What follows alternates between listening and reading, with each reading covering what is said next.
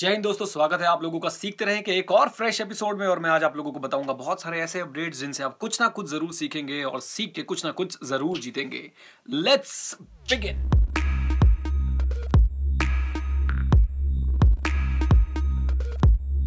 पहला अपडेट मैं आपको देने वाला हूं चंदा कोचर जी की सैलरी के बारे में। चंदा कोचर जी कौन है? CEO of ICICI bank and उनकी जो सैलरी रही है वो है 2.18 lakh per day. Yes, you heard it right, 2.18 lakh per day. और जो उनकी पूरी ईयर की सैलरी निकली थी वो थी 7.85 crore in the year 16-17। Chanda Kochhar जी के बारे में आपको एक बात बता दूं, इस समय सीईओ हैं आईसीआईसीआई बैंक की, लेकिन सर इन्होंने ज्वाइन किया था आईसीआईसीआई बैंक को 1984 में, और तब ये थी मैनेजमेंट ट्रेनिंग।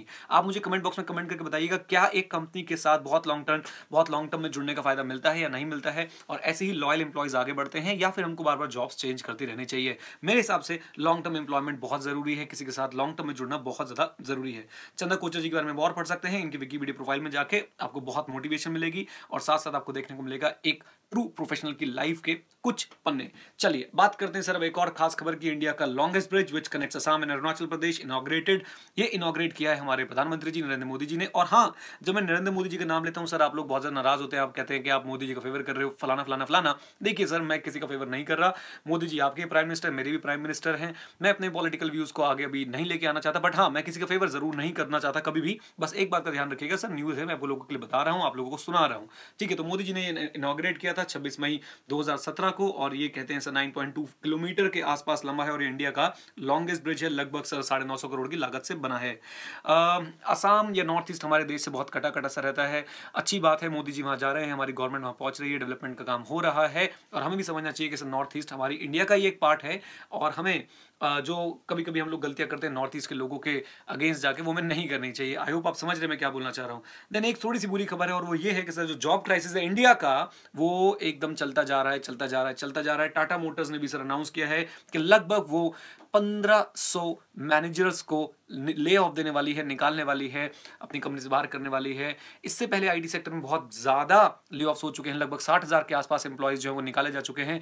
वर्ल्ड बैंक ने एक स्टेटमेंट दी थी कि सर इंडिया की 69% जॉब्स जो है वो ऑटोमेशन खा जाएगी। ऑटोमेशन मतलब जब सर सारी चीजें ऑटोमेटिक होने लग जाए तो हमें ह्यूमन रिसोर्स की कमी जो है वो ह्यूमन रिसोर्स जो है वो हमें कम चाहिए होता है। सो ऑटोमेशन सर हमारी सारी जॉब्स खा रही है, ऐसा कहा जा रहा है। बट क्या सिर्फ ऑटोमेशन ही एक अकेला कारण है? मुझे जरूर एक बार कमेंट बॉक्स में कमेंट करके बताइएगा कि आपको क्या लगता है कि सर ये जो जॉब्स खत्म हो रही हैं इसका मेन कारण क्या है।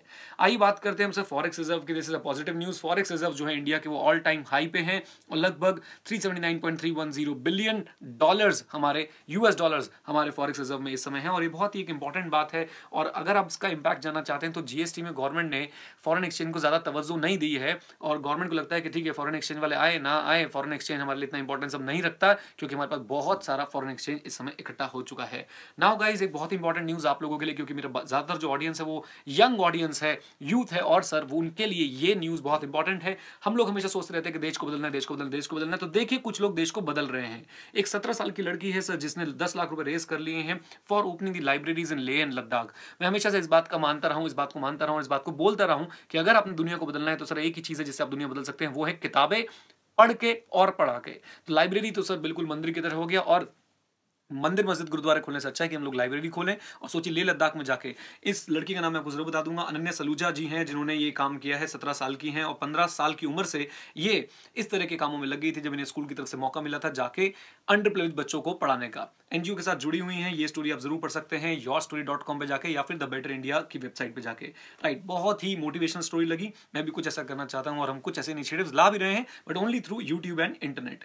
एक खास बात और आप लोगों के लिए, Tata institute of social sciences ने मैंडेटरी कर दिया है आधार अपने स्टूडेंट्स के लिए। आधार नहीं होगा तो एडमिशन नहीं होगा, और जो एग्जिस्टिंग स्टूडेंट्स हैं उनके लिए आधार नहीं होगा तो वो लोग आगे इस इंस्टीट्यूट में कंटिन्यू नहीं कर पाएंगे। एक छोटी सी खबर ये भी है, जो फाइनेंशियल असिस्टेंस इस समय ये इंस्टीट्यूट देता था अपने अदर बैकवर्ड क्लासेस स्टूडेंट्स को, वो भी इन्होंने रोक दी है। अब इसका मतलब क्या है? देखिए, जनरली स्पीकिंग जो हमारे शेड्यूल ट्राइब या फिर अदर बैकवर्ड क्लासेस वाले स्टूडेंट्स होते हैं, उनकी जो ट्यूशन फीस है वो गवर्नमेंट बियर करती है, बट जो बाकी खर्चे थे वो इंस्टीट्यूट को अपने आप करने पड़ते थे। तो अब इंस्टीट्यूट ने डिसाइड किया कि जो बाकी खर्चे हैं वो इंस्टीट्यूट अपने आप नहीं करेगा, वो स्टूडेंट से चार्ज करेगा। आई थिंक ये डिसीजन बिल्कुल ठीक है। जो ट्यूशन फीस है वो बियर कर रही है गवर्नमेंट, और सर जो बाकी खर्चे हैं वो स्टूडेंट्स को या स्टूडेंट की फैमिली को बियर करने चाहिए। अगर बहुत ही कोई जेन्युइन केस है तो शायद टाटा इंस्टीट्यूट वालों को सोचना चाहिए कि ना उसके ऊपर इतना बर्डन डाले। बट हाँ, कई बार हमने देखा है कि सर लोग बहुत अमीर होते हैं, बट वो अपनी कास्ट का फायदा उठाते हैं। आप लोग इस बारे में क्या सोचते हैं कास्टिज्म के बारे में? नीचे मुझे जरूर कमेंट करके बताइएगा कि क्या कभी आपको सफर करना पड़ा है आपकी कास्ट की वजह से, या आपकी पर्टिकुलर आप किसी कम्युनिटी बिलोंग करते हैं उसकी वजह से।